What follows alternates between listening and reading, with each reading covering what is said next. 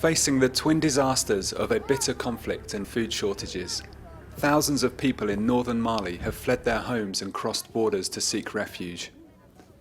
As the conflict has intensified, some 50,000 have left for Niger.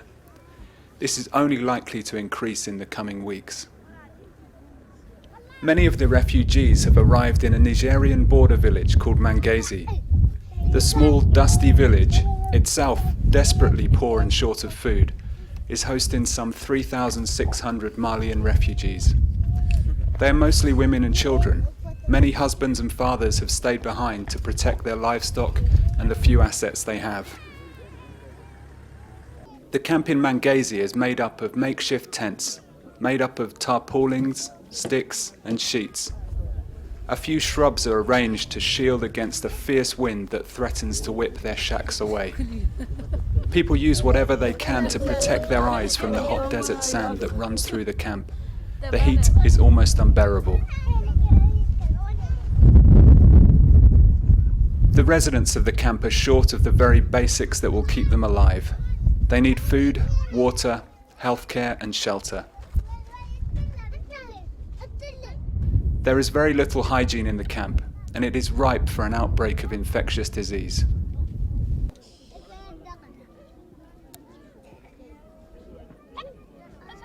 It's women and young children who are most at risk here.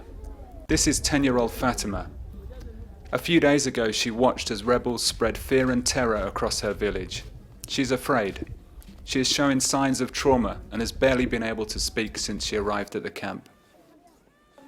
Sentina irgogor kan danjotun ine irfur fuiga kula irgogor fuiga kal ine wa barakan hayo kul mufun am checinan kan agkoy irwa irfatka bare igog zuru igog fatka.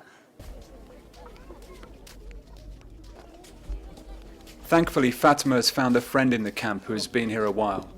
Her friend helps her become familiar with her new surroundings. However, the children do not feel safe at the camp. They both wish to return to Mali, but know that it's safer where they are for now.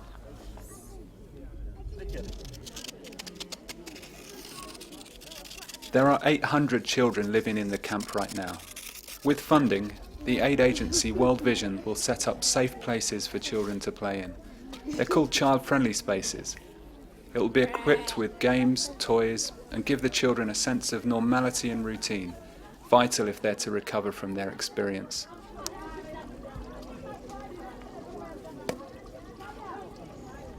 World Vision has drilled a borehole in Mangaize that will provide enough clean and healthy water for the camp. The support the camp is receiving is not enough. Their lives are on hold. Families have been torn apart. Those left in Mali fear for their partners and children, while the refugees in Niger have no news of their loved ones living on the doorstep of conflict. Tamar arrived 2 days ago. She is a mother of 6. 3 of her children are with her in the camp.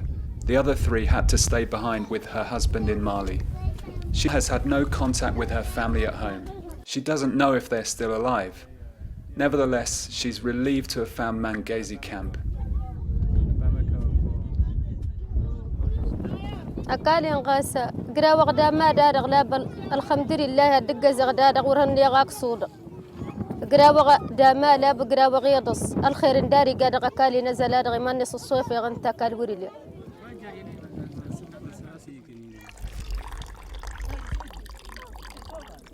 Facing the crises of food shortage and the ongoing political unrest in Mali, it seems certain that more and more Malians will have to leave their homes to take refuge in search of safety and food. So they're here in this refugee camp. They're living in makeshift huts under tarpaulin with a few sticks. You can see this family have nothing. A few pots and pans, a few sticks for firewood. It's really important we come and help these people. It's not always safe. In some ways it's dangerous to come here because it's so close to the fighting. World Vision's main concern here is for the children. It's the under 5s that are most at risk. any provision of food, water or medical care is nothing short of a lifeline.